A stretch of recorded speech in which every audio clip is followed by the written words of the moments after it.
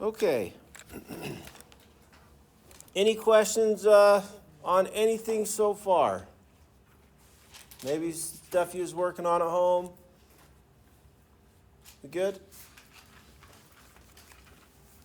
You guys able to get to the point 1 lockdown quiz? Lockdown browser quiz? Okay. I still can access my class. Okay. So it's not the end of the world if you don't do it on the first sections on time, like 0.0 to 0.3. That's not chemistry. It's important, but it's not chemistry. So do it when you can. Don't stay up all night trying to be on time on that. Just when you can, okay? But that lockdown browser needs to be done before we take exam 1. The 0.1 quiz requires the lockdown browser so that you have it for Unit 1 test. We good? All right. Can you tell me your name? Andrea. I'm just trying to get everybody's names down, not singling you out. Okay. Today we're going to talk about units and measurements, and we'll see how far we get. Before I start, the high school that I work at, I usually go to the graduation, and I'm the speaker there. Is anybody offended if I cancel class on the 28th? And then you can get caught up on stuff? Okay. It's important that you be there too, because it's graduation. It's a big day for them. Yeah. So we'll anyway. If anybody against that? I mean, this is your class. I'm your servant. So tell me what you need. Okay. All right. Let's start with units.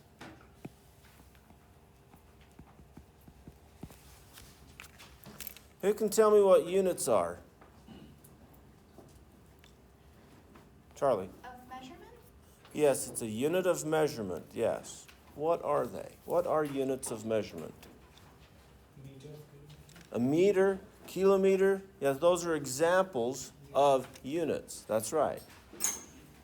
Yeah. And what is that?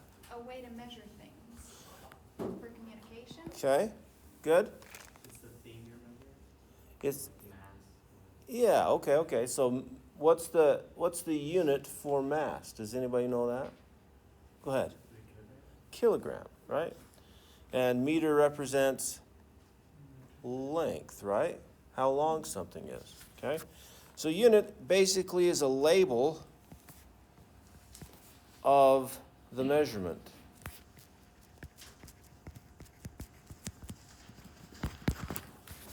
Now, do we use units every day? Yeah. If we don't, people don't know what we're talking about, right? So, for example, we go to Home Depot and we need to get some paint. And you go to the Home Depot and say, I need 5. What are they going to give you? Maybe 5 gallons of paint, right? Oh, no, I need 5 of the little ones, 5 quarts, or whatever. You got to be specific. So a lot of times in math, we just deal with numbers, saying, why am I ever going to use that crap? Right? Anybody feel that way in math? Okay. You don't have to. I like math. I've always liked math. In fact, I almost was going to be a math teacher. And I taught it one year, and I thought, I don't want to. No, I still love it, though. Still love it. It's puzzles. But sometimes we do math, take a math class, we just do math, and we're just dealing with numbers. Okay, when am I going to use this? Well, science is the application of math. So that's why I love science, okay? Science is cool. I didn't love science when I was younger, and I grew to love it. And as I'm moving on in science, think, like I still get students, when am I ever going to use this crap, right? In science. Where do you use science? Where do you apply science? Applied sciences, right? Trades, engineering, all those things. Even So- littler things like baking. That's right. That is applied science. Good. Okay. So anyway, sorry. Off topic here. But we need units. Units for everyday living, not just chemistry. Okay? So make sure you, every time we have a number or a measurement of some kind, include a unit. And as we show our work, sometimes students think, oh my gosh, I could just quickly do it in my head, or quickly just include the units. It's going to make this class easier for you. So it's a way of organizing, okay? And I'll show you a little bit of that hopefully today, if not today, next time. Okay? So let's talk about, we talked about why we use units. Any questions on that? Okay. The SI units, has anybody ever heard of SI units? Or SI? Any ideas what that stands for? This is a what kind of class? Science. Okay, science. That's the S. I stands for international. What does international mean? Everywhere in the world. Worldwide, right? Yeah. This is the unit of measurement they created after the Challenger explosion, right? Because of the wrong measurements? I'm not sure. That's a good question. Look that up and let us know next time. But we need to be in the same page with everybody in the world, right? So we have a system of units that everybody uses for science. Now, unfortunately, everybody doesn't use them in general. For example, do you know how tall you are, Parker? I'm like 5'9". 5'9", 5'9", right? Try to use those. If you go to a different country, you say 5'9", they say, "Oh, a giant," right? Because they're talking about meters. And 5.9 meters, that's tall. 180. What? 180. 180 feet? No, it's meter. It's one meter, 0.8. Yeah. Almost 2. That's right. So almost 1 meter. So not 5 meters, right? Okay. So we have a system of units we use so that we can talk to each other, anyone in the world, okay?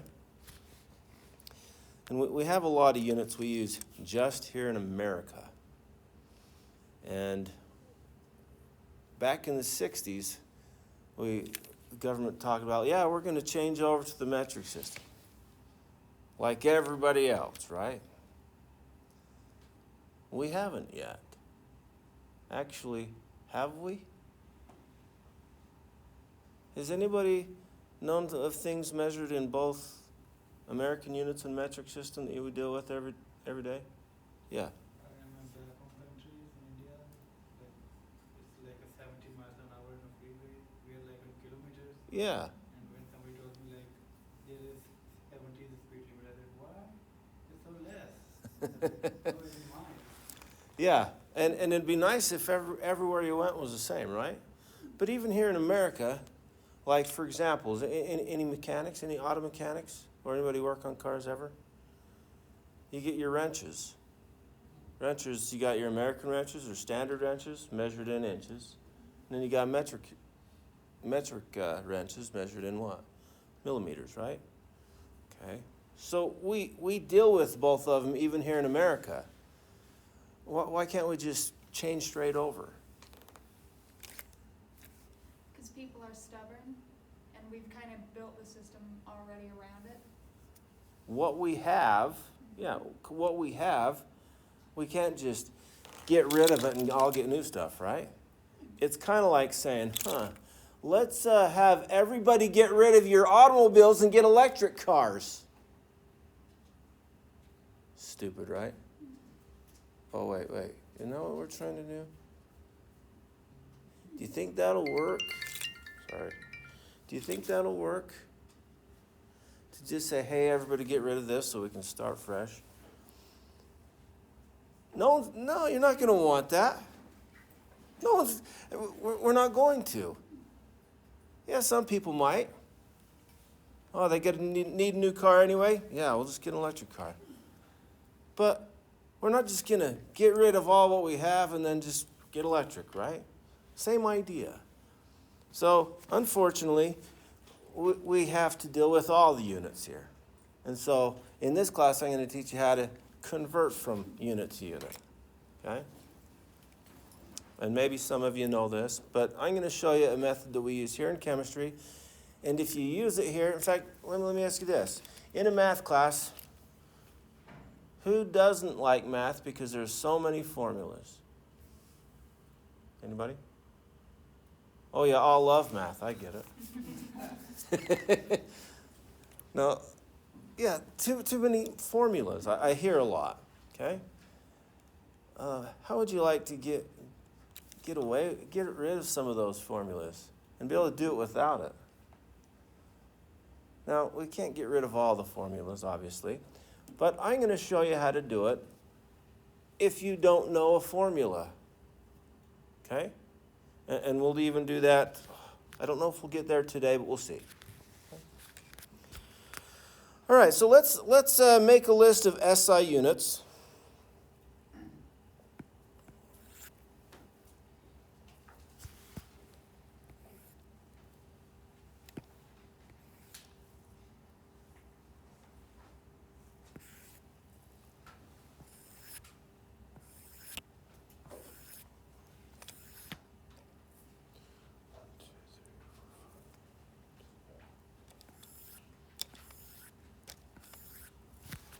Right. So the first one we talked about already. Vir mentioned length measured in, what's the SI unit for length? Meters, right? Meter. And the symbol we use for meter is lowercase m. Try not to capitalize it. So there are some people that like to capitalize all their letters, right? If you capitalize the M, that means something else. So it's a lowercase m. Good? Okay, next we have volume. Volume is three-dimensional space, right? So volume is measured in cubic meters. Cubic meters. Well, I guess I should write it out. Cubic meters. And that's meters to the third power. Are we okay with that notation? Okay. Now, we don't use meters cubed a whole lot, even though that's the SI unit. Most of what we use is liters or milliliters. Okay. But we'll stick it there because that's the SI unit. Good. Next, let's talk about mass. We already talked about mass. Mass is measured in kilograms. Lowercase kg. Anybody know what kilo means? 1,000. Yeah. So, yeah, 1,000 grams. That's what a kilogram is, 1,000 grams. Yeah. Good.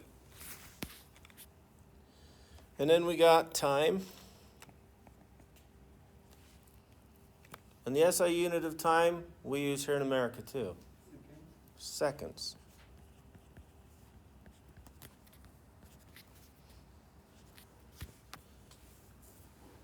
And temperature.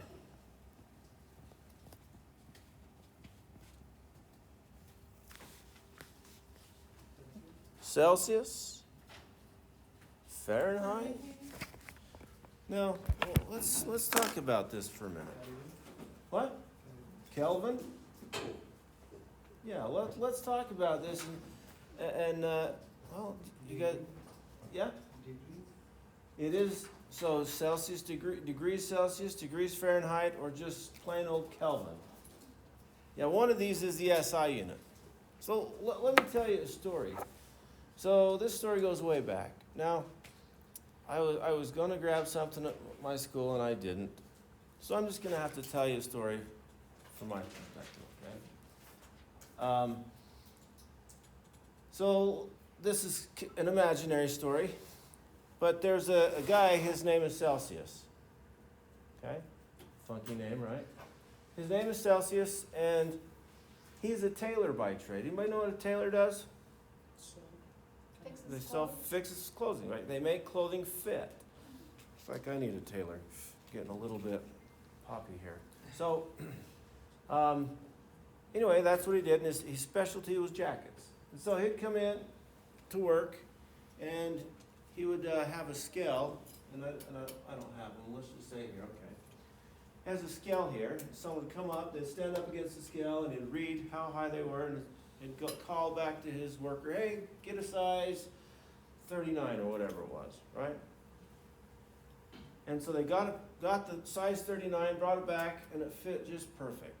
It wasn't too baggy, wasn't too tight, it's just right, just perfect, okay? And he did that year in, year out, very successful. And one day, this little old lady come walking in, and she was kind of short. And, well, the scale started about right here. And this lady was about my height. So she comes over here, and boom, right there. So he calls back to his worker, hey, bring a size 0. And that's what it read, size 0. What do you mean, size 0? How can you make a size 0? So, I brought up the next size. The smallest size they had, put it down, and it just bagged on this lady, right? Just really baggy. And she was upset and was going to tell everybody how awful they were and everything, whatever. Well, he was devastated, and he decided to call up his friend. Well, his friend's name was Kelvin. And he says, hey, what should I do here? And he says, oh, that's easy. What should he do? Any ideas? We got this great scale that works so well, but it didn't work for this little old lady. What should we do to fix it? You start minus, you start taking out. Oh, get negative? Uh-huh. Because negative makes a whole lot of sense, doesn't it? Hey, bring size -3. How are you going to measure a size negative? You can't go backwards in Does that make sense to have negative temperature, guys? In certain situations. Never does. We're okay with it because we're used to it. But it's like how you can't go negative miles. You can't go -3 miles. You went 3 miles. You went 3 miles in the other direction, right? Yeah. So, rather than just leaving it right there, we should lower it. How far should we go? What makes the most sense? As low as it can be? Yeah, clear down to the ground. All the way down to the ground. Well, since Kelvin come up with this idea, we call it the Kelvin scale. Now, that's not really how it happened. But if you think about it, what's twice as hot as 0 degrees Celsius? Is there such a thing? 0. Oh, twice as hot as 0 degrees is 0, right? Can you have hotter than 0 degrees Celsius? Yes. Twice as hot? Can you have colder? Yeah. So you must be able to have twice as hot, right?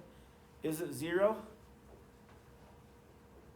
Doesn't make any sense, does it? This is getting a bit tricky. Yeah. It's nonsense. So we have our 0 degrees Celsius. And then let's have 100 degrees Celsius. What's Celsius based off? Does anybody know? Is it like the temperature of water? Water. And how much of our world in which we live is water? 70%. Most of it. 70% water. What about our bodies? 70? 70 or 80%? But most of it, right? Most of it, what we're dealing with is mostly water. Well, that's a great scale. It works for most things, right? But what if we go below? Negative doesn't make any sense. It really doesn't. Now, we think we're okay with it because that's what we grew up with. But it doesn't make any sense. Kelvin, at 0 degrees Celsius, is 273 Kelvin. Or 273.15 if you want to be exact. But okay? And so if we go clear down to the bottom, we're going to have negative 273 degrees Celsius. And that's 0 Kelvin. And what happens at 0 Kelvin? Absolutely nothing happens at 0 Kelvin. What am I talking about? It's absolute zero. So Absolute cold, zero. nothing can So cold, there's no motion. The molecules aren't moving. Zero energy. So we refer to this as zero energy or zero heat. Okay? And zero for temperature makes sense to call it zero. If there's zero energy, zero heat, right?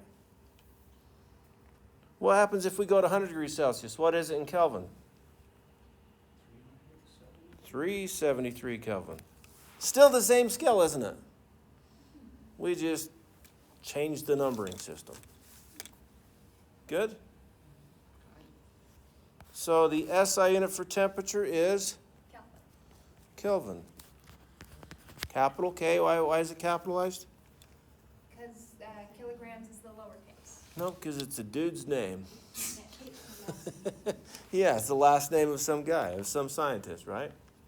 Yeah, question. So as far as like, Kelvin measures like, energy in like a molecule? Or Kelvin measures the temperature, which is, so it's not the energy.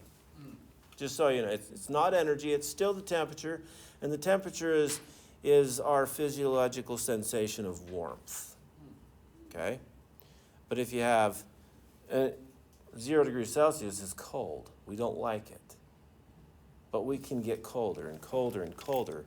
Eventually, we're going to die getting that cold, but if you go clear down and there's zero energy, well, that's a good threat. That's a good 0 point, starting point, right?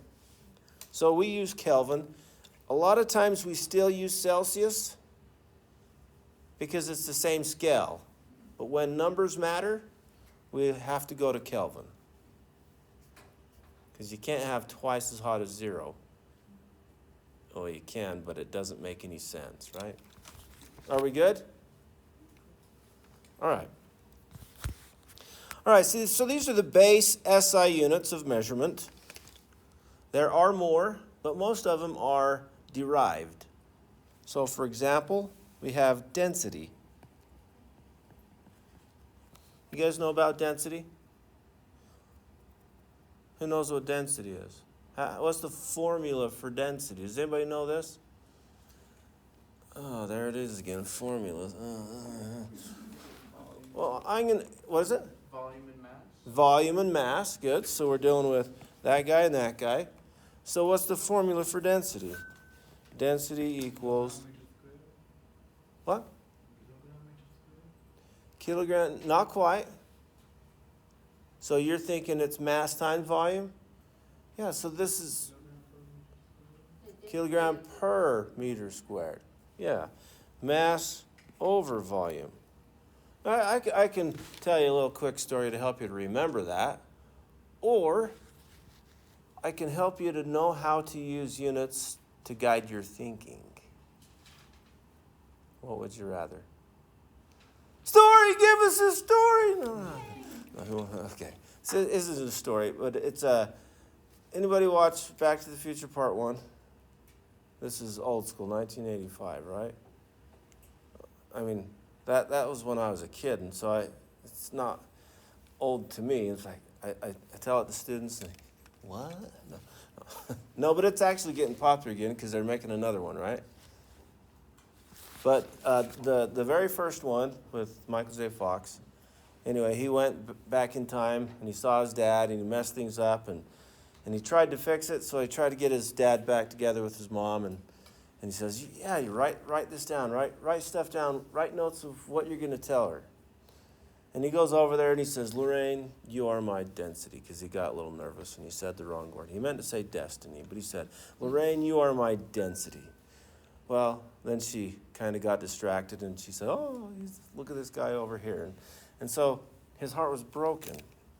So density is we have a heart that is broken. Mass over volume. Okay, kind of cheesy. But, no. Do you see that that's a broken heart? There's our M, and there's our V, kind of, if I draw it right. Okay. I don't know how to draw hearts very well, but okay. But really, hearts look like this, so I'm okay. Something like that, right? That's even bad. Okay, that's a... No, okay. All right, are we good? They're So- making a new one? Yeah, with, what's the guy that plays Iron Man and the guy that plays Spider-Man. Okay. Tom Holland or Andrew Garfield? The new one, I don't know. Okay. I don't know the guys.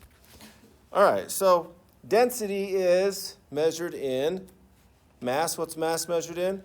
Kilogram? Kilograms per meter cubed, right? So that's a derived SI unit. Another derived SI unit might be speed or velocity. You don't have to know this. I'm just giving you another example. This one is, how do you find speed? Mass and velocity. Meter per second. It's speed is think about your speed limit signs. 70 what? Miles per hour. That's miles per hour. Miles is a distance, so that's meters. Time, hours is time, that's a seconds, right? Meters per second is the SI unit of velocity. Are we good? And you don't have to know velocity, but you don't even have to know the formula for density if you keep learning. All right? Are we good with the SI units? Any questions? So become familiar with these. We're going to use these. All right.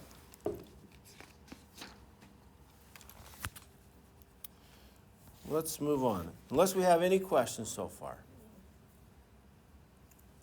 Okay? Okay, scientific notation.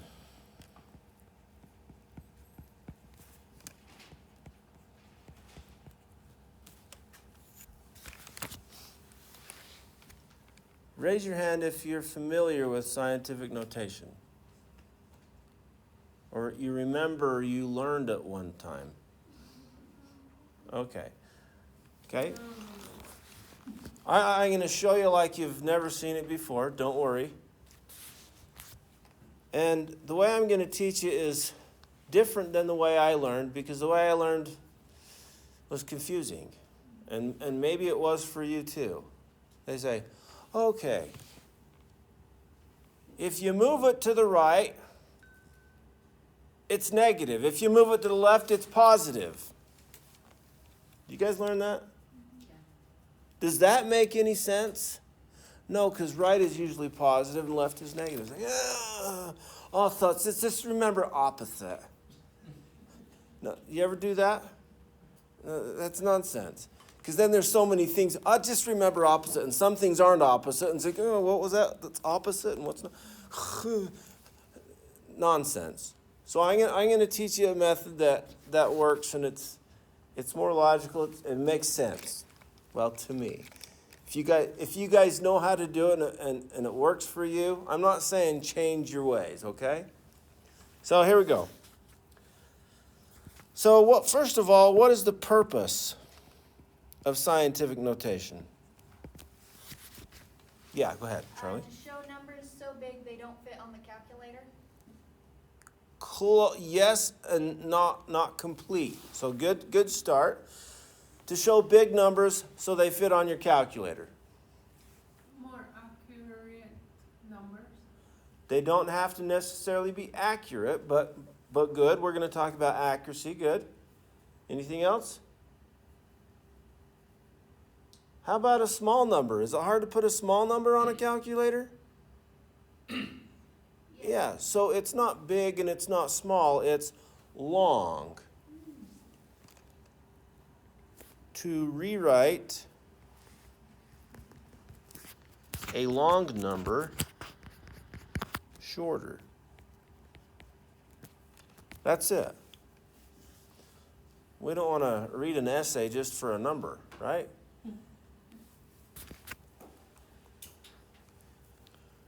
All right, so we're gonna keep this simple. Step one.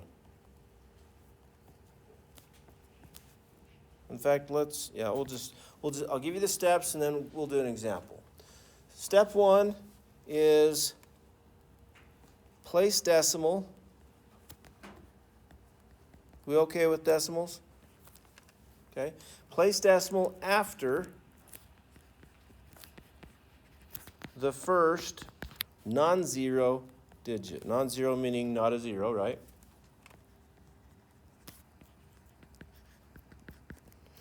And is that from the left side or the right side? We read from left to right, so let's go from left to right, right?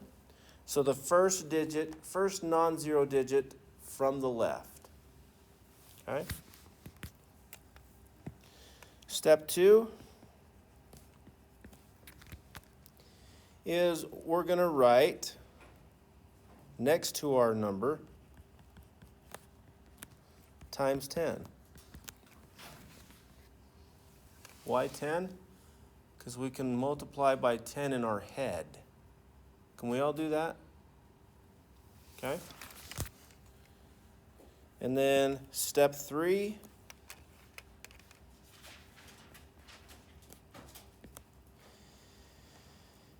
is we count the number of spaces decimal was moved.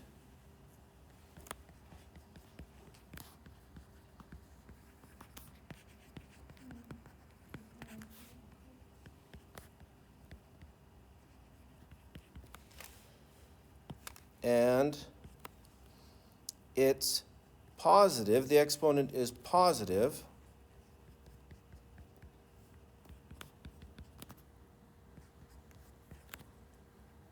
when, the number is, or the original number, original measurement, I should say,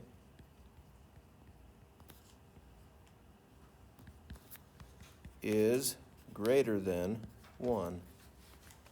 Positive is greater than 1. Makes sense, right? Are we okay?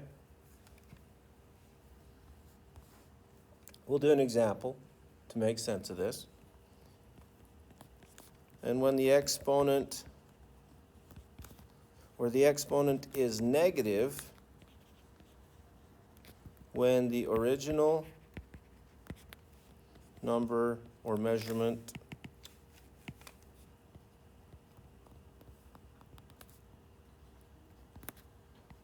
is less than 1. Now here I'm not saying it's negative, but less than 1. So like between 0 and 1, right? It's small. So negative is small, positive is big. Are we okay?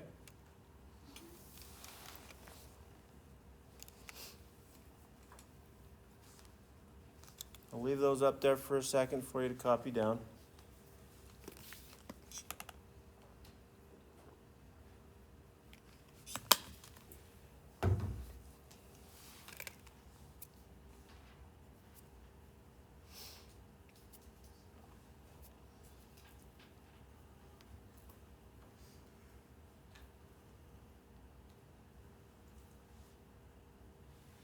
Did we have more people last time? Oh, did I scare them away? We good with this? Can I move down? So let's do an example. So a number that we use in this class is this number right here.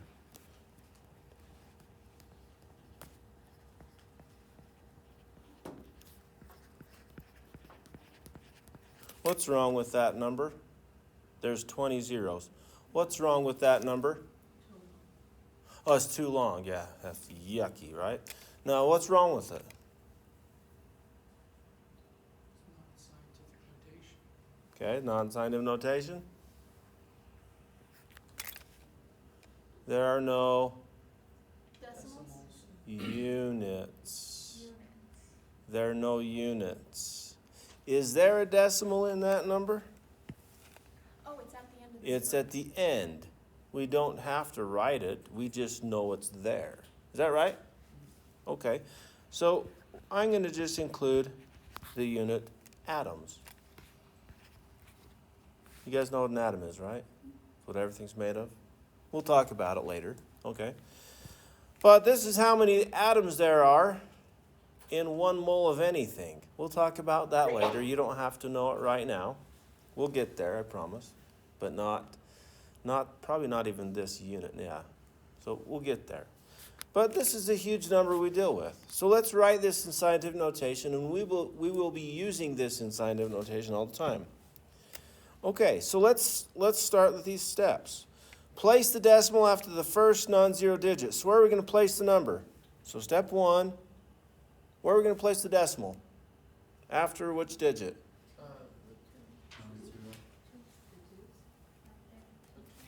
The 6. From left to right, that's the first digit that's not 0. Are we good? Okay. So 6.022. Should I write all the other zeros? No. No, the whole point is to make it shorter, right? So if it doesn't tell you, 2 decimal places is good. Okay? But on this one, we deal with 3. That's okay. We good with step 1? Step 2 was we write times 10. We have to multiply 6.022 by 10. If we do it 1 time, it's going to be 60.22. Do it 2 times, 602.2. Well, how many times are we going to multiply by 10? Well, let's count. We know when we multiply by 10, we just add a 0, right? And so on. So where's the decimal? Right there, yeah? So we're going to count 1, 2, 3, 4, 5, 6, 7, 8, 9, 10, 11, 12, and actually write this out so that you don't, because sometimes when you have so many zeros, like, I miscounted. Then you have to count again, right? So just write out 12, 13, 14, 15, 16, 17, 18, 19, 20, 21, 22, 23. Is that going to be a positive 23 or negative 23? Positive, because our original number is greater than 1. Are we good? Now, we move the decimal to the left. So does it, and raise your hand if you learned it that way. Move it to the left, it's positive. Move it to the right, it's negative. Isn't that not nuts? Okay. Who likes this method better? Okay. You don't have to like my method. If you're good with your method and it works, keep doing it. I'm not saying change. Okay? But if you needed a method, here's a good one. Are we good? One more example? All right, let's start with, here's another, this number we don't use in chemistry, we use in physics sometimes. So we'll have, let's say, 0.1, 2, 3, 4, 5, 6, 7, 8, 9, 10, 11, 12, 13, 14, 15, 16, 17, 18 zeros, 1906. And we need a unit of coulombs. This is the unit of charge. This is the charge of one electron. Okay? And we're not going to use this number in this class. Don't worry about it. Okay? That's a tiny number, yeah? So where do we start? What's that? We don't count zeros yet. What's our first step?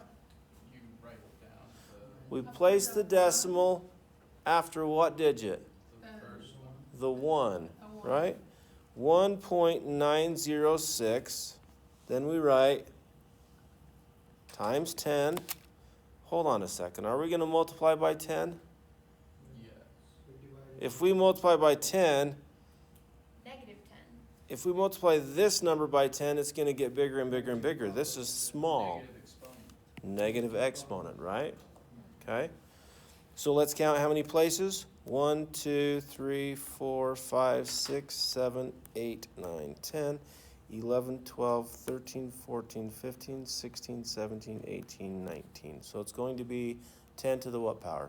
Negative 19. Negative 19 coulombs. Good? And I don't know if you remember algebra class or your math class, and you have 1 over x squared. That's the same as what? X to the negative second power, right? Same idea. Well, if this is 1 over 10 squared, that's the same as 10 to the negative second power. Well, what is 10 squared? 100. 1 over 100. That's a tiny number. Huh. There's 1. 1, 2. Oh, it's 0.01 is 1 over 100. Right? Do we get that? Okay. All right. Should we practice some of this? I gave you guys a worksheet. Or if you didn't pick one up, you can come and get one. And I kind of did this a little bit out of order. The scientific notation is on the very last section, section 7 on the back side. So let's work on some of these. So the first column is changing a number from regular notation to scientific notation. And then I didn't show you how to go from scientific notation to regular notation. Should I show you one of those real quick?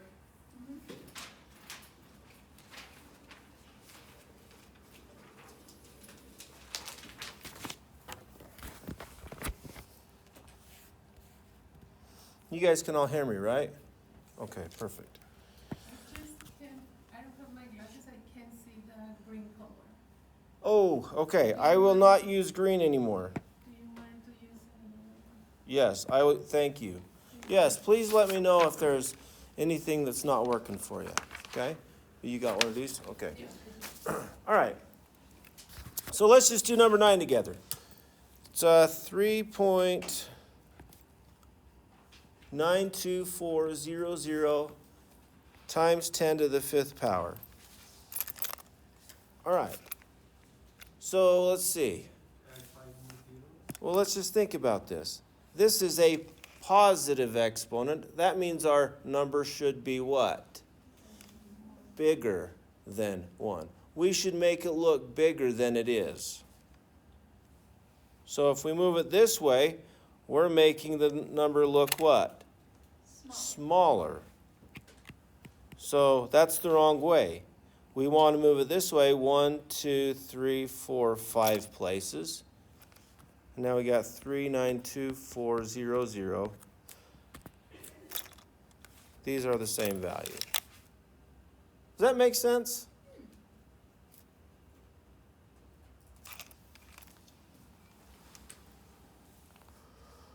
Now, I'm not going to take this as my way. No one taught me this, and I just thought through this, and it worked out. I probably didn't come up with it the first person who come up with it, but it works. It's cool to me. I hope I've helped somebody understand scientific notation better.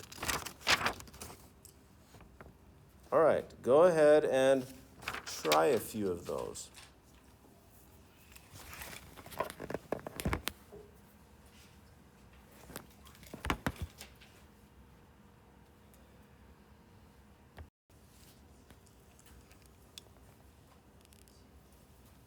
Do we have any questions on any one of these? Yeah. 7. Number 7. Let's do number 7. Good. I was hoping we got this one. 7.80. Let's write this in scientific notation. So what's the first step? It's already done. If it's already done, then we're done with that step, aren't we? And then we write what? Times 10. And then we count how many places we moved the decimal. How many places did we move the decimal? 0. What's anything to the 0 power? 1. So is 7.80 times 1 still a 7.80? Yeah. Would we ever write this number in scientific notation? No. But you see, if you follow the steps, it will get it to you. Okay? Anything else before we move on? I didn't give you time to finish this. Now let me tell you. This is just for you. You're welcome. Okay? It's not graded. So, but I would make sure you get it down. If you feel like you got it, okay, toss it in the trash. But if you need that extra help, and I don't have it posted on Canvas. I'm going to post the answers on Canvas too. Okay, I will do that. Somebody email me if I don't do it and you want it, okay? Because sometimes I forget stuff. I'll try my hardest to get it in there. Yeah, question? Yeah, number 5. So we have, is that red okay, Yolanda? Yeah. Okay, so just the green? Yes, the green. Okay, that's good to know. 7650 with the decimal right there, yeah? All right, so where are we going to put the decimal, Vanessa? After which digit? After the 6, the first one from left, right? The first non-zero. Good, so it's going to be 6.750. Then we're going to write what? Times 10. And then we're going to count how many places we moved it, that decimal place. 1, 2. We moved it 3. Is it going to be negative 3 or positive 3? Why is it positive 3? Because this number is greater than 1. This is a big number. So this is going to be positive 3. Are we okay? Okay, it's negative if this number is smaller than 1. If it's a tiny number relative to 1, it's a negative exponent. If the original number is bigger than 1, it's a positive exponent. Question, Parker? Can you do 11? Yes, I can. All right, number 11 says 4.391 times 10 to the negative 3rd power. Can you see this one, Yolanda? Yeah. Okay. So let's see. Where should we start? The exponent. We're going in backwards order. We ended with the exponent when we did it this way. Let's start with the exponent. This is negative 3. That tells us our number is small or big. It's a smaller. So we got to make this number, the 4.391, appear smaller. So to do that, we bring the decimal which way? And just try it. Which way? To the left? Let's try it. How many places? 3. 1, 2, 3. And we got 0.004391. Did we make it look smaller? Yeah, it was 4, now it's 0.004, right? Yeah. It is definitely smaller. That's because this was a negative exponent. Does that make sense? Yes. Any questions on that? Did that help? Yeah. What? Any other I'm just questions? having a hard time, like, Trying to change the way we did it before? yeah, just going backwards is hard. Okay. And so practice that. And ladies and gentlemen, do you know where I got these? From the internet. If you want more, you just type in scientific notation practice problems and you can say with answers so that you know that you're doing it right. Yeah? And then pull it out and practice more until you got it down. Now, ladies and gentlemen, we're not going to have a ton of this. We're going to have to know how to read this number and know how big it is or how small it is. And sometimes we will have to write numbers in scientific notation because they're just way too long. Okay? That's the purpose. I'm not on the test. I'm not going to give you a whole lot of these saying write this in scientific notation. But you still need to know how to do it. So practice, get it down so that you at least understand the process. Are we good? All right. Any other questions? All right. Let's move on.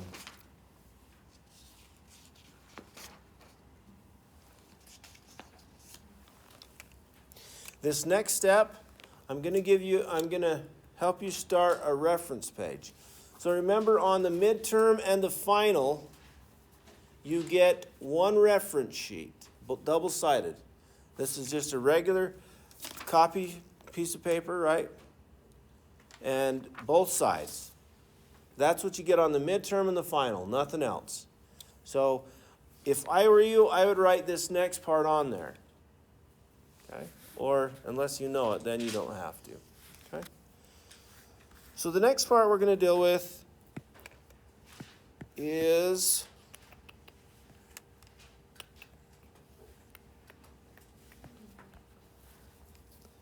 unit prefixes. Can you see this color, Yolanda? Okay. Unit prefixes.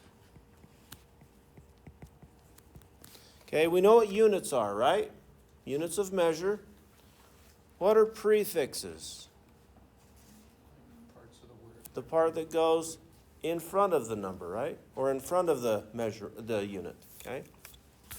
So that's all we're dealing with here. And we could use these prefixes for all units. Mostly SI units, but they really work for all units.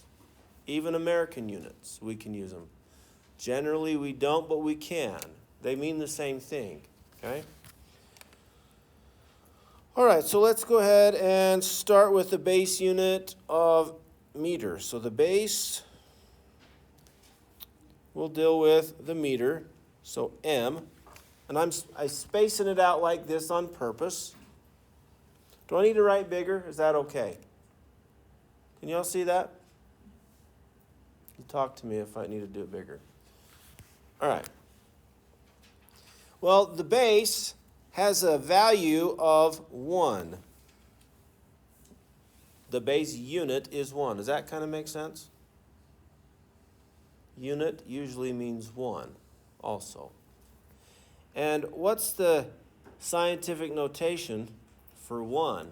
10 to the what power? 0 power. Are we good? Okay. All right, so let's go bigger first. The first one we already talked about is kilo. Lowercase k, m. And what does kilo mean? Somebody mentioned? 1,000. 10 to the what power? 3. To the third power. Are we okay?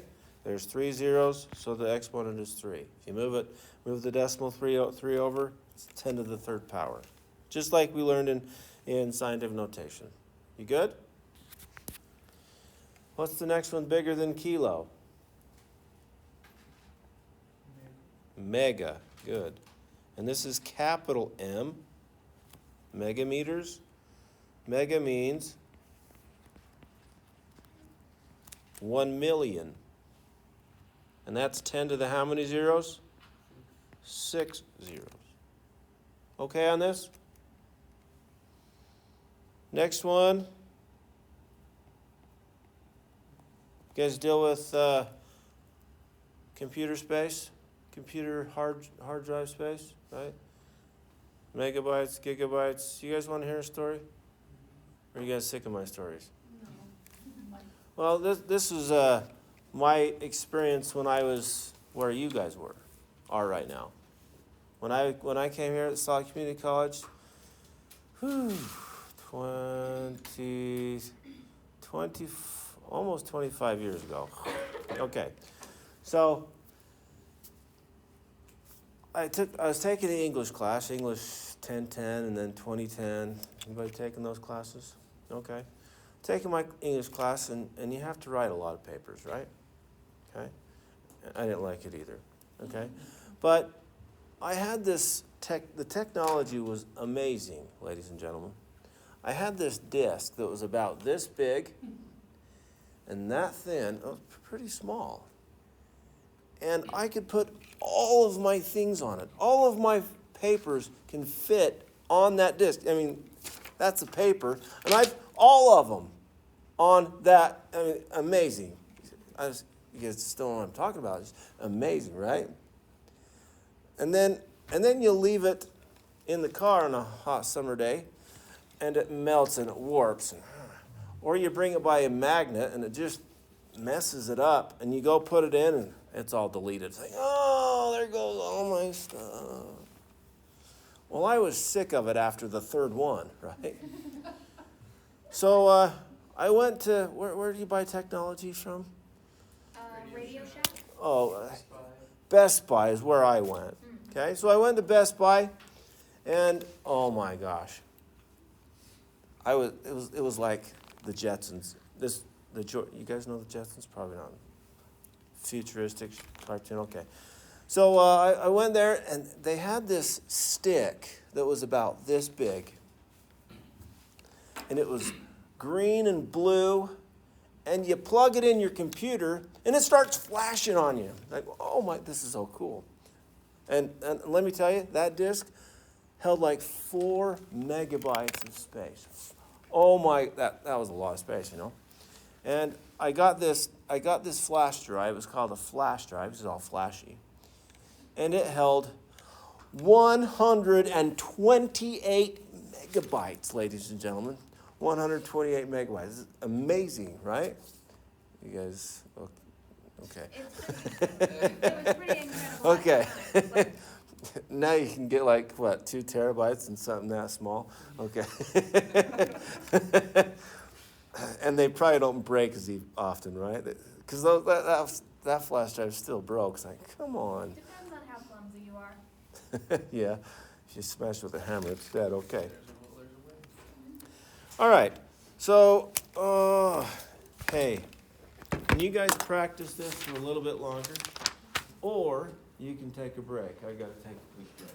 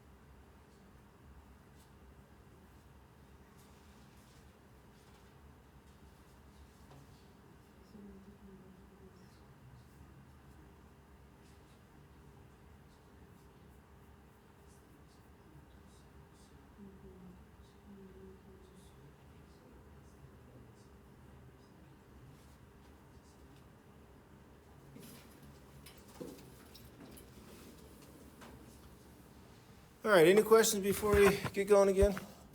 Or you guys need a longer break, or how's it going? If you guys ever need to take a break, let me know. If you guys are getting burned out, just say something, okay? All right, so giga is capital G. That means what? You see the pattern here? Just 3 more zeros. 1 billion, right? 10 to the 9th power. And the next one is tera, capital T, 1 trillion. And there are more, and we're not going to talk about more. 10 to the 12th power. That's good enough on this side. I think there's one in between here, but I learned it once a long time ago and never heard it again. So we don't use it. I think it's hemto or hecto or something like that. I don't even remember what it was. Okay? All right, going down, and I'm going to give you some that aren't as common just because I think it's in your homework. Okay? So deci, lowercase d, decimeter, is 0.1, or in other words, 1/10, right? And so that's 10 to the -1 power. Are we okay? Question? Oh, before we go to micro, we're going to go to centimeter, and that is 0.01, or 1/100th of a meter, 10 to the -2nd power. Good? And then we got millimeter, good. Millimeter, 0.001, that's 1/1000. Okay. These two right here don't follow the pattern. But all of the rest follow the pattern. It's increases or decreases by 3 each time, yeah? 3 zeros. Okay, next one is micro. This we use a Greek letter mu because we run out of M's. Micrometer. And in the medical industry, we do that. MC for micro. But in this class, we'll just deal with this one. Okay? Because this is science. Yeah. Does it get confusing when you do like stats and chemistry at the same time? Stats? For like the mu? They use it Oh, like for, Statistics. yeah. Yeah. Um, Or do you guys like usually? usually don't use a lot of statistics, and I'm sure some people do. There's gotta be one paper. But this isn't just chemistry. This is all sciences. So Okay. probably just depending on how you use it. Yeah. You could underline it to have the difference be told and then just say in the paper that's the difference. Yeah. 1, 2, 3, 4, 5, and a 1. This is 1/1 million, or 10 to the -6 power. So you either have to get these down, guys, or you have to put it on your reference sheet. Okay? And you can find a copy on a little image on the internet, make it small, and put it on your paper and print it, right? Okay. And then the next one is nano. You guys ever watch Zero, those nanobots? No? Cartoon? This is somewhat newer, guys. No, just kidding. I was gonna ask what channel is it on? It's a cartoon. It's a movie. I'm not sure. You could probably find it on, I don't know. Anyway, you don't have to watch it, but I was just gonna see if I can tie it to you. Nano, small, lowercase n, nanometers. 0.1234567 and a 1. That's the same as 1 billionth. That's 10 to the negative 9 power. And the last one is pico. Last one we're going to deal with is pico, lowercase p, 0.1234567891011 and a 1. This is a 1 over 1 trillion. And that's 10 to the negative 12 power.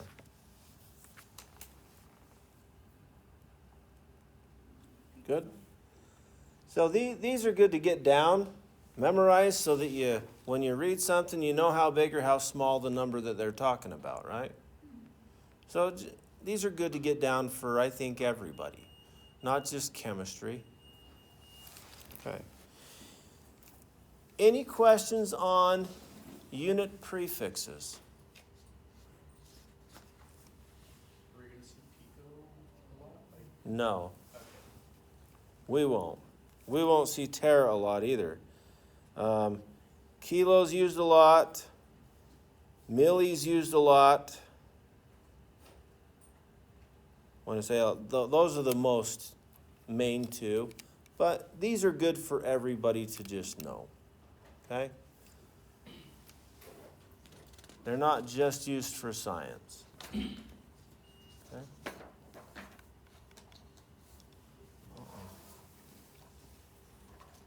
Questions so far?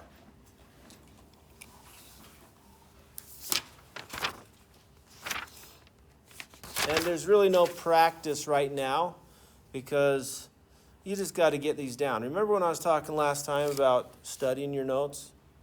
So get a blank sheet of paper and just write this down from memory until you got it. Okay? Any questions? All right, because that's just fact stuff. You can Google all this stuff, right? Okay.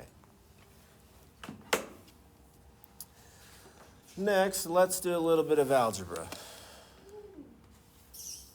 Are we okay? Every time I say this in my high school classes, I see some students just, they just power down. They go, oh, talking about math, algebra. Okay. But we got it. We're not going to do a lot of algebra in here, but there is some. So I'm going to just teach you the basics of algebra, and hopefully it helps somebody. Okay? And I believe on the first unit test, you will see more of you'll see all this stuff a little bit. But after the first unit test, we drop it off mostly. I mean, you still need to know how to do basic algebra. You still need to know how to do basic scientific notation. And this stuff right here we'll use the most all year long. Or not year. All semester long. Okay? Well, if you know it, you can use it all lifelong. Okay. Basic algebra.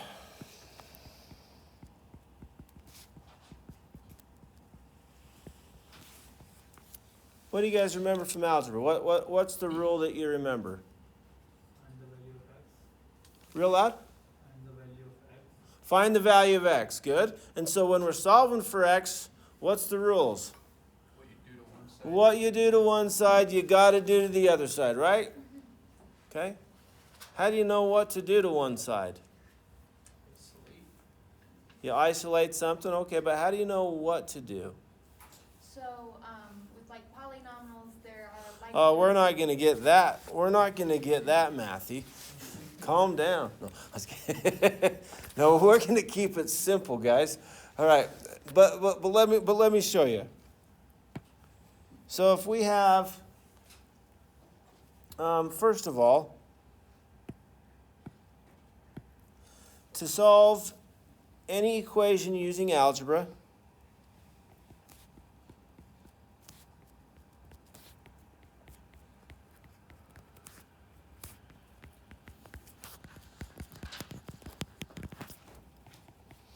we have to use the inverse operation.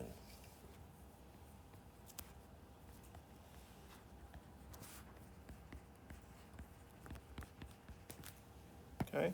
What's the inverse operation to plus or add? Minus. Subtract. Subtract is add, obviously, right? Multiply is Divide. divide, and divide is multiply. What about square? Square root. Square root, right? We probably won't use that one, but what about log of x? Log 10. Yes, something to the 10th power, right? Yeah. And so on. We're not going to use that one, guys. Don't worry about it, okay? And I don't think we'll even use that one. But algebra, no matter how hard math gets, it's always the inverse operation. What about sine of an angle? How do you find the angle? Sine inverse, right? Doesn't matter, okay? And again, we're not going to deal with that in this class. Are we good? All right, let's do an example.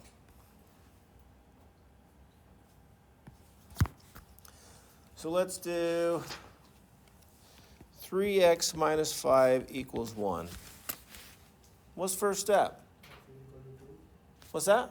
X is equal to 2. Oh, he already knows the answer. Is that what you said, what the answer was? Now just calculate it and then. Yeah. But we're gonna start simple, and we're gonna, because do we care what x is here, guys? No, I don't care. I don't care what it is. These are just numbers. But when we get into real stuff, yeah, this kind of math helps, right? And maybe some of you guys haven't seen it useful in real life yet, but okay. So what do we do, Eduardo? We subtract the 5 from the x side and the other side of the. Do we subtract the 5 Or or? we add the 5. Yeah, because it's no good. It says subtract. What's the inverse operation of subtract? Plus. Add, right? And what we do to one side, we better do to the other side. And why do we add 5? So it goes away, right? Are we good? Yes. So then we have 3x equals 6. Divide by 3. Divide, because right now it says 3 multiply x. So what's the inverse operation of multiply? Divide. So we divide 3 to both sides and we get x equals 2. Nailed it. Okay? Are we good? And yeah, you probably do this in your sleep, but we need to know basic algebra in this class. Any questions? Do a more complex one? Oh, please don't. Please don't. No. Okay, here we go. So 3x squared minus 5 equals 22. Go for it.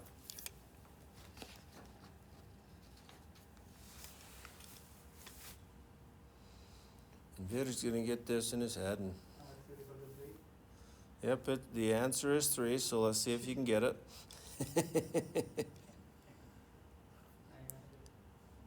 Now, when we do this in real life, do we get nice, easy, yummy numbers? Most of the time we get icky, yucky numbers, okay? So I'm in math, we always get these beautiful answers, like, oh, that's wonderful. And then here in chemistry, we deal with real numbers, and it's like, that can't be right. It looks yucky, right? But that's just the way it is. Life, we get yucky numbers most of the time. Okay? All right, so what do we do? Let's go, let's see. Do we all feel comfortable with this? If you don't, then, okay, I won't call on you. I don't want to. Okay, we good? Okay, Charlie, what do we do first? Add 5. Add 5 to both sides, and we get 3x squared equals 27. 27. All right. Somebody else. Divide by 3. Divide by 3. Do we divide by 3 or square root first? Divide by 3. Divide by 3 first. Let's get everything away from the x, right? And we got x squared is equal to 9. And then somebody else? Tommy, you got this? Yeah, we square root both sides. And we got x is equal to 3 or negative 3. Oh, we won't worry about that in this class, okay? That's your math. It's going to be 3, because negative 3 times negative 3 is also 9, right? Okay, or whatever. All right. Are we good? All right, that's pretty straightforward, or yes or no? Let's see if we can get somebody then. Let's see if we can get Veer over here. Okay.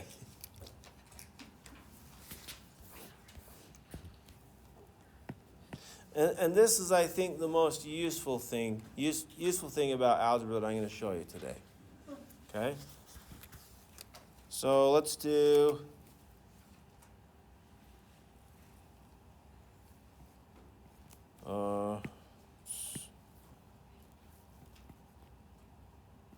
P1 V1 over T1 equals P2 V2 over T2.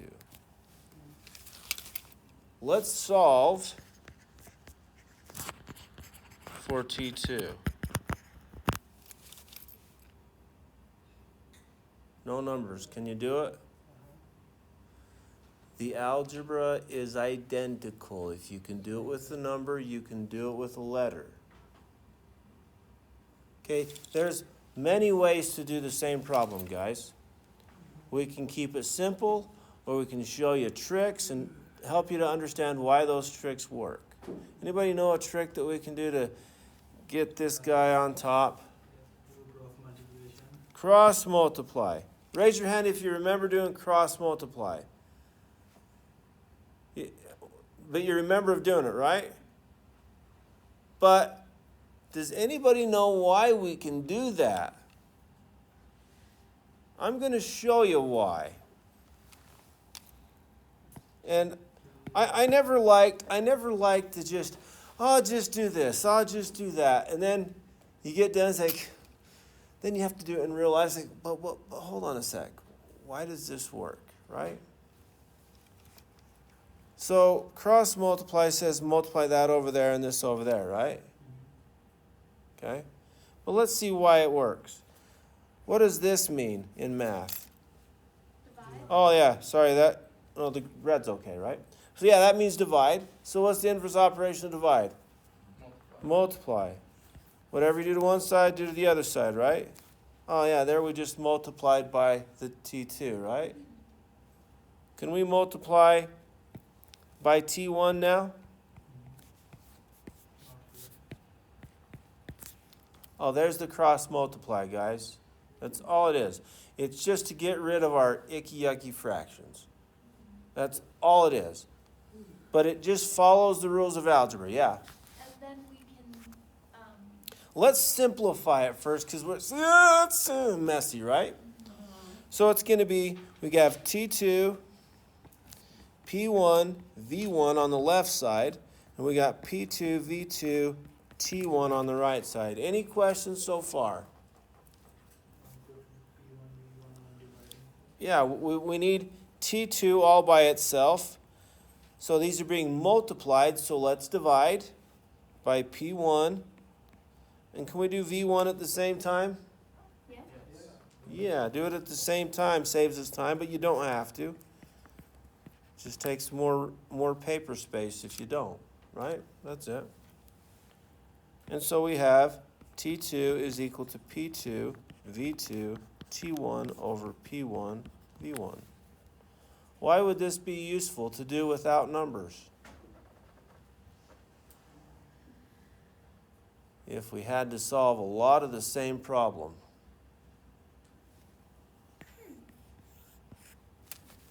This is a chemistry equation, by the way, which we won't use in this class. Some of you guys, Okay.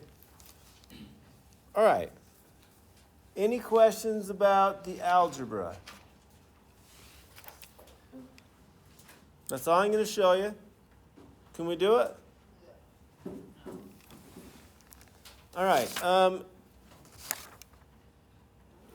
Can we let you guys practice that on your own, or do we have any questions on any of that?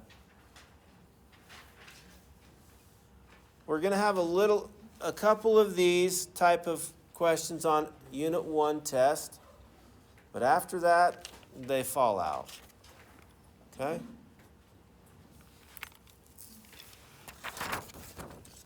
Good to know how to do algebra.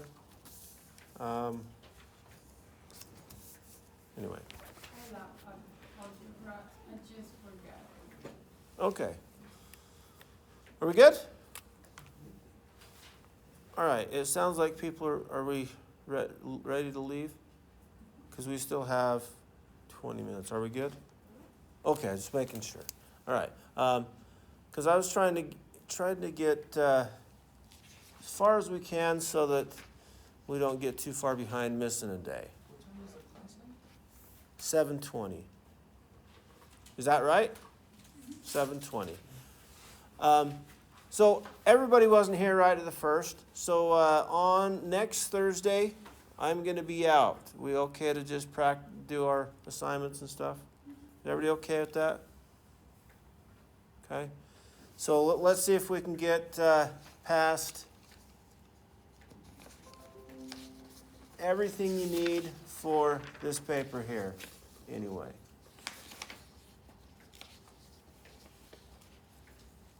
And the last thing we got to do tonight is significant figures. Has anybody ever learned significant figures before? Okay. All right. So this is, when you take higher sciences, this is really the thing that gets people if they don't know this. And in this class, we're going to use it. Okay? And so your answers have to be rounded correctly. So a lot of times, in fact, let's before we talk about sig figs, do we need to take a break? Are we good? All right. So accuracy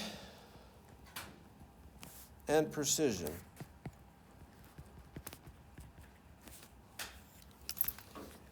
How do we know something is accurate?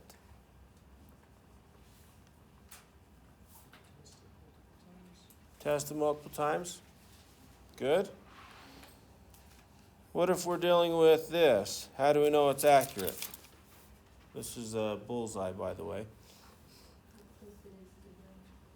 How close our target is to the center, right? If we're right there, we're pretty accurate, right? If we're over here, well, that's not very accurate. Is this number accurate?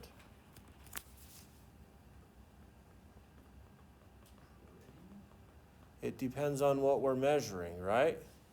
If we're measuring the freezing point of water, is that accurate? I don't think so. I think The freezing point of water is zero. 0. Is that pretty accurate? Close, but not quite. It's not precise.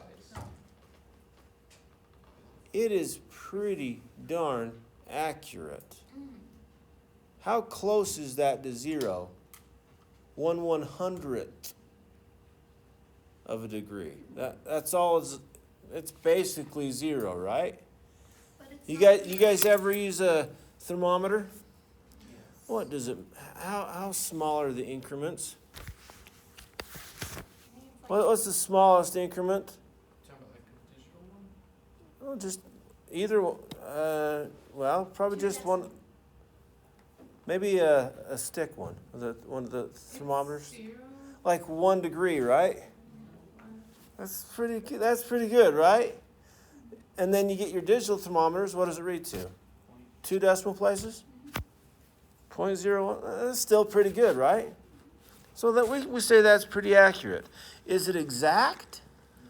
No, but who says 0 degrees Celsius is the exact measurement? Science, isn't it like? Oh, proven? science said it, so it's true. But can't you prove it by measuring the temperature of water? Oh, when that it freezes? depends on where you are, right? Is it 0 degrees Celsius here in Utah? It's not. It's 0 degrees Celsius at sea level. Here it's a little bit different. But, okay, that's pretty accurate though, right? Are we good? So yeah, it's not exact. What if we get right here? Is that accurate? See that little blue dot? Is that accurate? Is it the exact center? No. It's not the exact center, but would we get 50 points? Sure. Right, if it's playing darts? Or whatever the numbers are. I don't know what the point system is, but yeah, we'd still get high score because it's in that region. Well, that's pretty accurate. So we don't have to get exact to be accurate. Are we good? All right. But if we measure 10 degrees Celsius, well, that's inaccurate. Are we good? Yeah. We understand accuracy. All right. Where exactly is the line of when it stops being accurate? It depends on what you're dealing with. Okay? Will they tell us that in the question? Uh, Or do we just gotta feel it out? we're not gonna go in that detail. You're asking all the kind of hard questions here. Sorry. I'm just kidding. Yeah, this is chemistry 10-10. When you get into chemistry 50-10, maybe. I'm just kidding. All right. So, what about precision? What does that mean?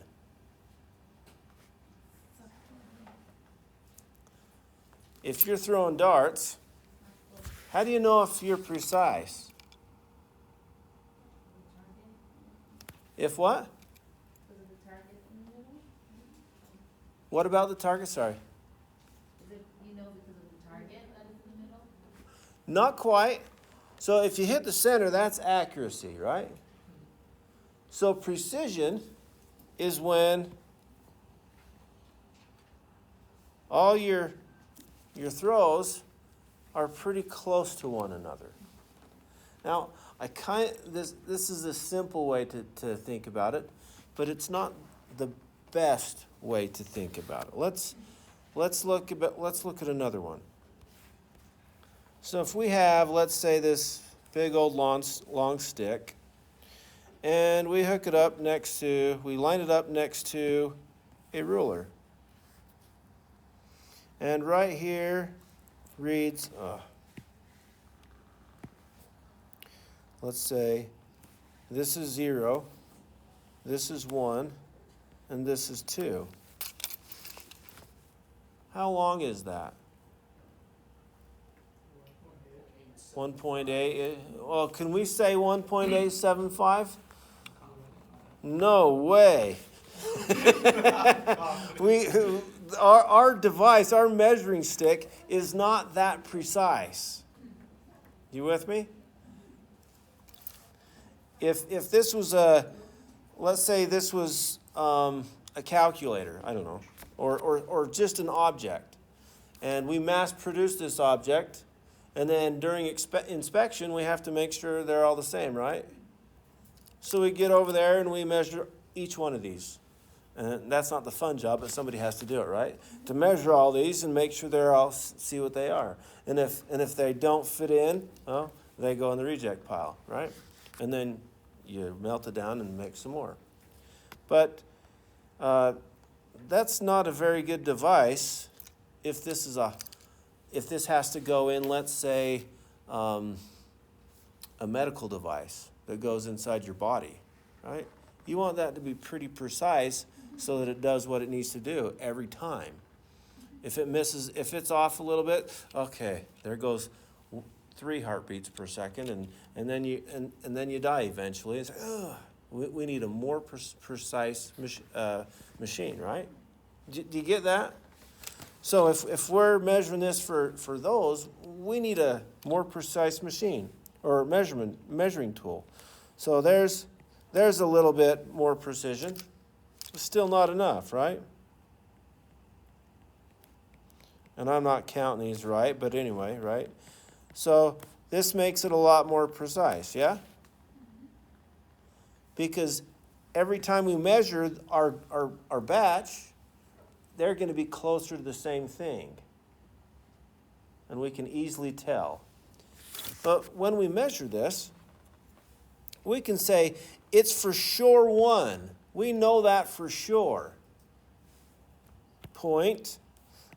It's at least 5, and let's say, and I didn't count these out right, but let's say we count 5, and then let's say, I don't know, maybe right.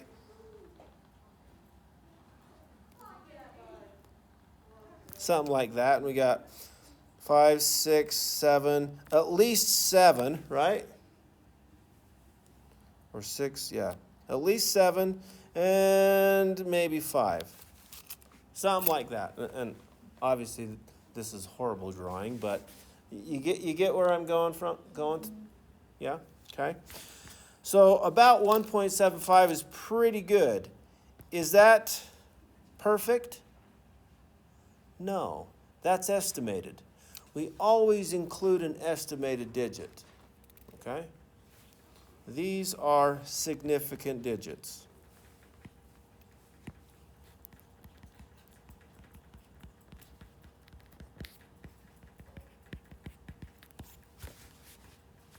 So, significant digits include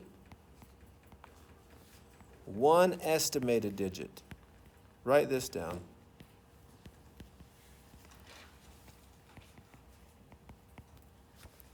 Significant or measurement should include one estimated digit.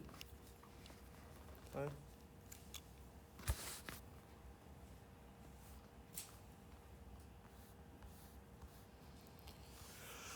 All right, so that's not. Well, I'm not going to have you guys measure stuff, but I'm just trying to help you to understand what precision is. Are we good?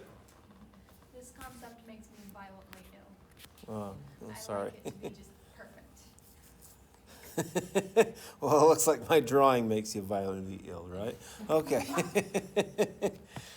All right. So here's. I'm gonna tell you what you really need to know now. Okay? Never round a measurement.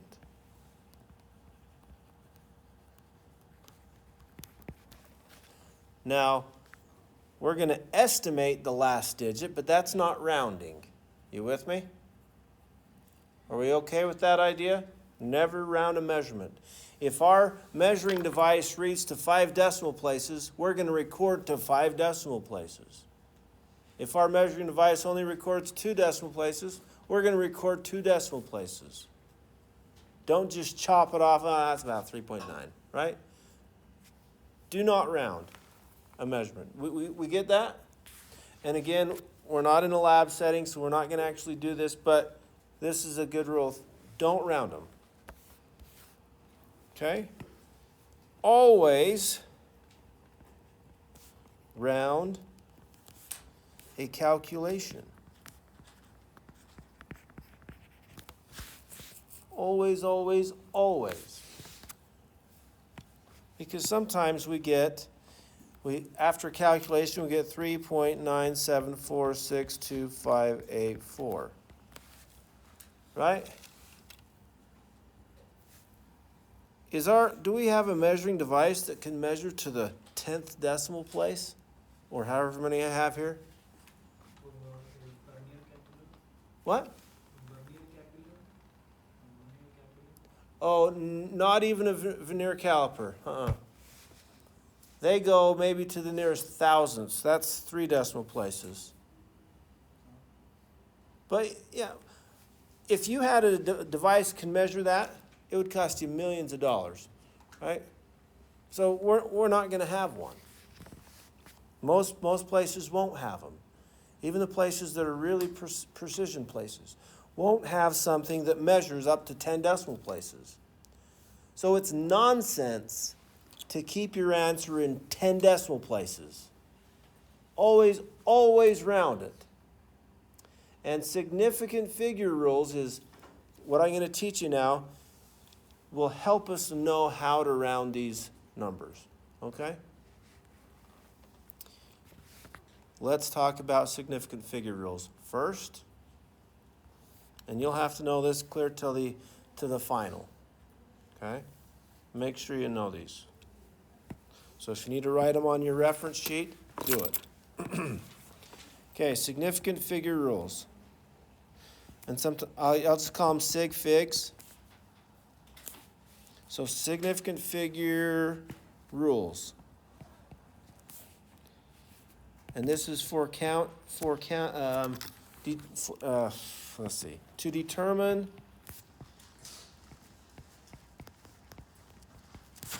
number of significant figures.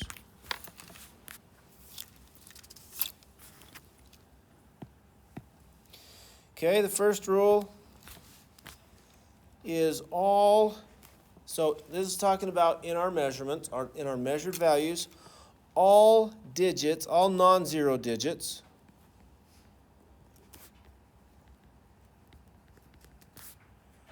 are significant figures. This is not talking about a calculation. This is talking about a measured value.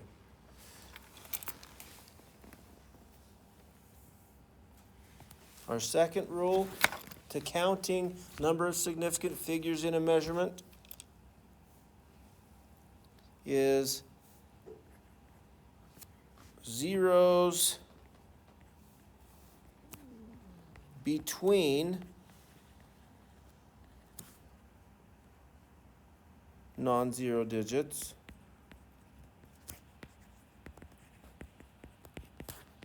are also significant figures.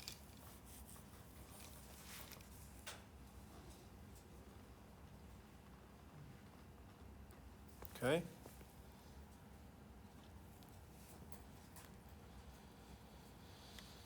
Rule number 3.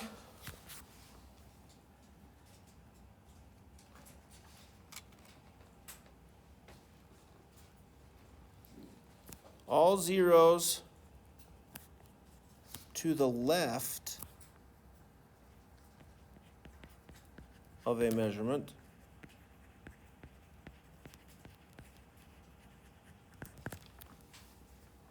Am I writing large enough? Who wants me to write larger?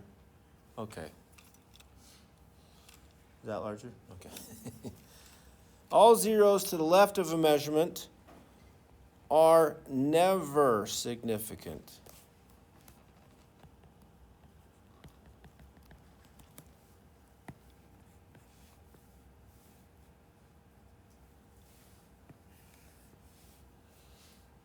Okay.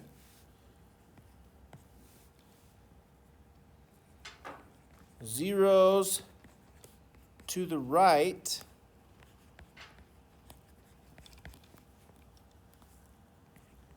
of a measurement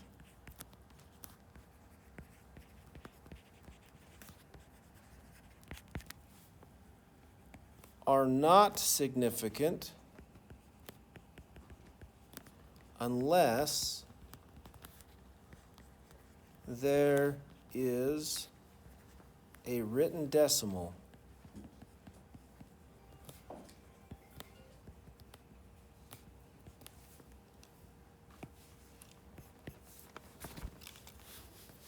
so they are not significant unless there is a written decimal. We'll do some examples.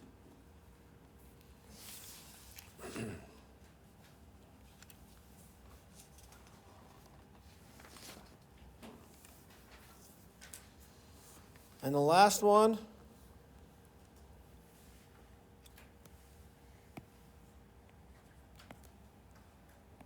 counting numbers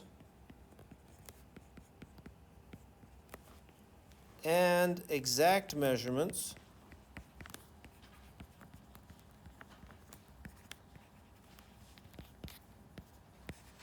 have infinitely many significant figures.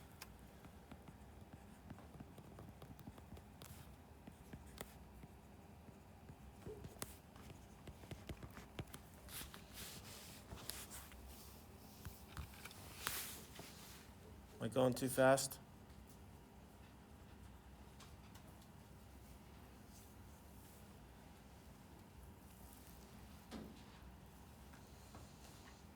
I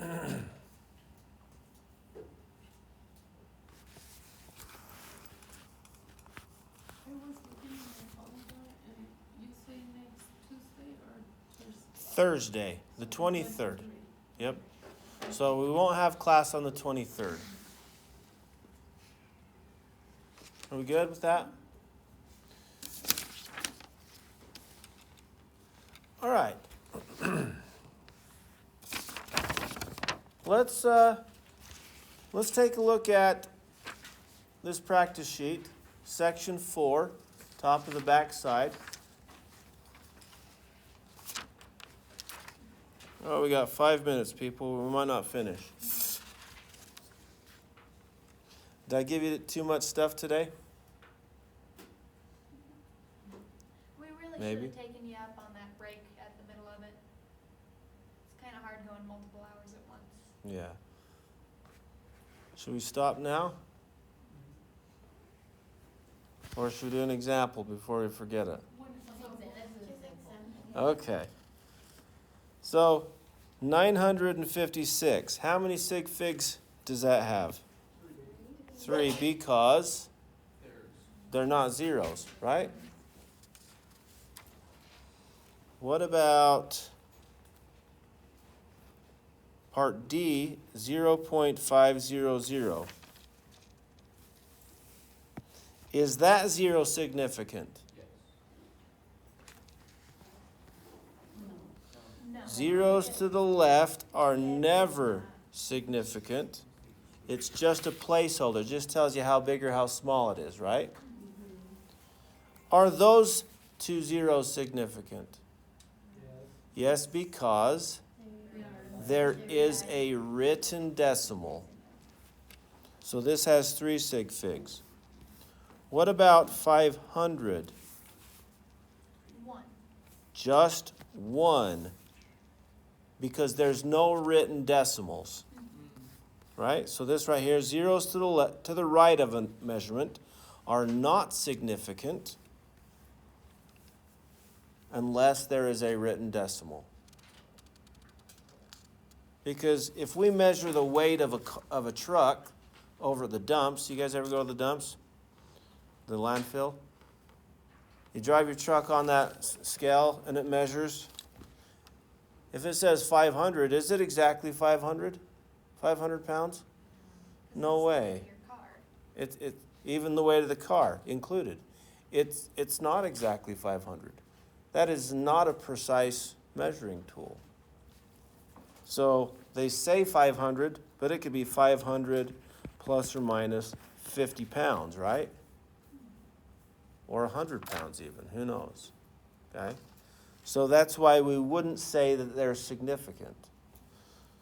It could be 549 pounds, it could be 462 pounds, right?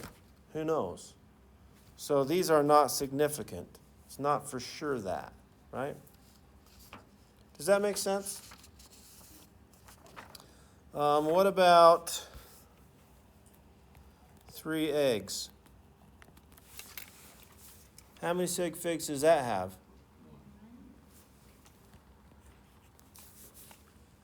Infinitely many.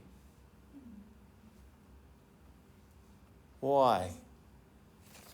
Because of the unit? No, because it's exactly 3.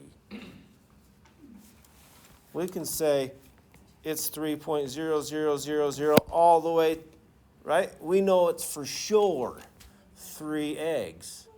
What if I say 3 inches? Is it infinite?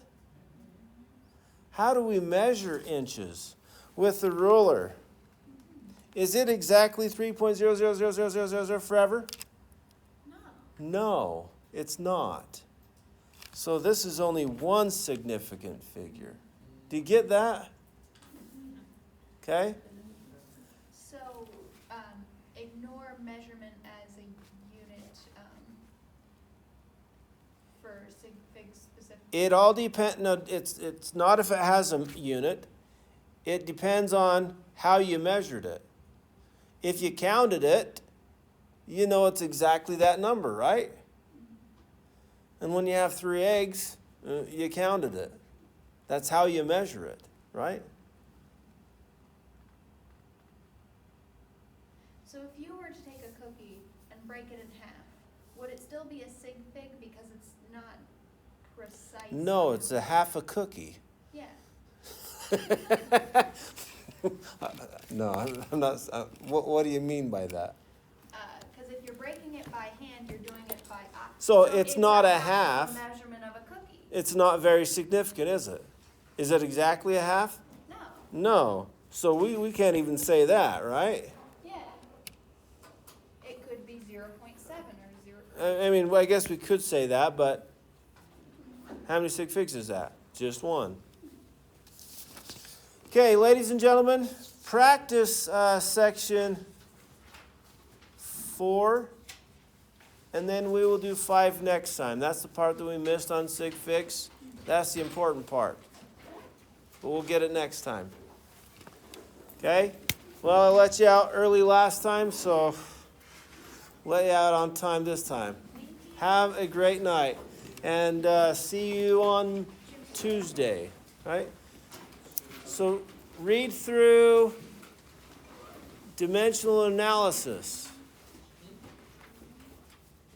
Dimensional analysis. That is the most important part about this class so far. Yeah. So I'm a student at the U. I'm in the wrong course. I Oh. think I just realized that. Oh, are you? I was like, this is What class are you supposed to be in? 11, 10. Oh, 1110. Yeah, I was like, oh, I think I already know all the things. I took this course at the U already. Okay, who's your teacher? Well, you were. I think my counselor told me to take this specific class. And so Because I do teach 1110, but not this semester. Yeah, so I guess she had me sign up for the wrong course. Oh, dang. Yeah, so I was like, but when are you teaching? I'm teaching it next semester, I'm sure, yeah.